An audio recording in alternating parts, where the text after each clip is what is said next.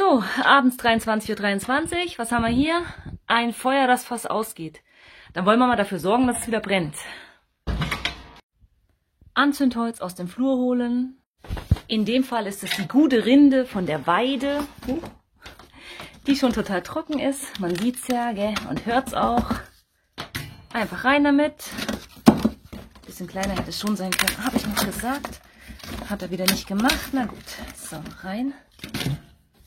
Und rein. Und rein. Bevor es jetzt gleich losbrennt, schnell Holz rein. Das ist ein bisschen zu groß. Dafür, dass ich jetzt erst wieder anzünden möchte, quasi, also fast anzünden, nehme ich lieber etwas kleineres. Qualmt noch nicht, sehr gut. Und rein damit. So, was nehmen wir noch?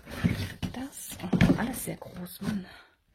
Na gut, geht halt nicht anders. Rein damit. Gut. Ja, das gehört halt auch immer dazu. Erstmal wieder Schweinerei beseitigen.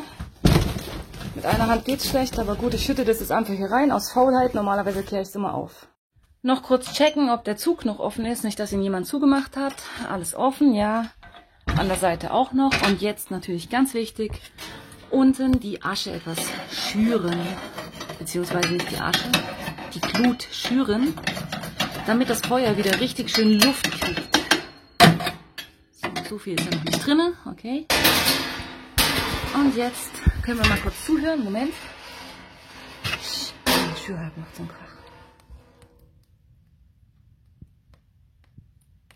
Oh ja. Das hört sich vielversprechend an. So klingt Rinde, die gleich brennt. Knack, knack, knack. Echt schön, gell? Könnte man glatt so ein Beruhigungsvideo davon drehen. Perfekt, jetzt wird es wieder gut brennen. Wird wieder schön warm. Ciao.